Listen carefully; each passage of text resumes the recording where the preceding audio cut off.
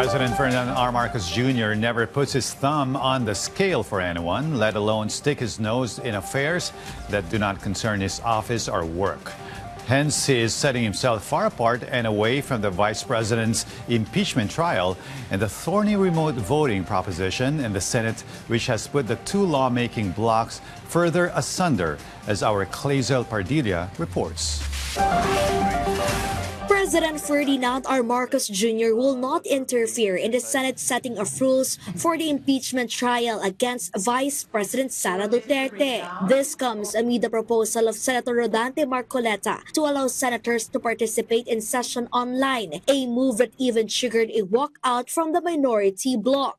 Lumalabas po talaga na maayos naman ang mga rules at nais lamang nila itong baguhin. So ito ay talaga malaking question, although noong parati sinasabi na ang mga nagaganap sa Senado ay kanilang pagdidesisyon at hindi naman ito panghihimasukan ng Pangulo at ng administrasyon na ito.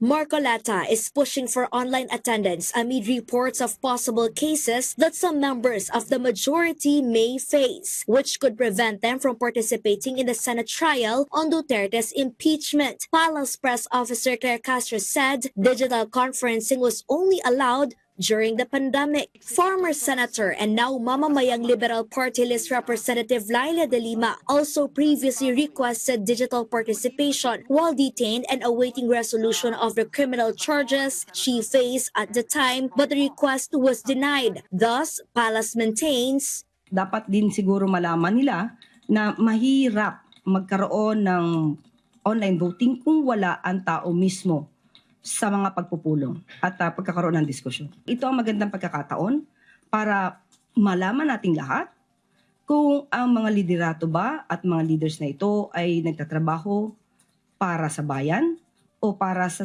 pansarili. The administration, she said, remains focused on extending assistance, especially those heavily affected by high oil prices. Despite varying survey results on the president's performance and satisfaction ratings, Malacanang pointed, patuloy ang gobyerno sa pagtatrabaho, pagbibigay ng ayuda at tulong sa ating mga mamamayan. Hindi po tumitigil ang Pangulo na maibsan ang anumang hirap na dinadanas ng ating mga mamamayan. From the National TV Network, Clazel Pardilla for a new and better Philippines.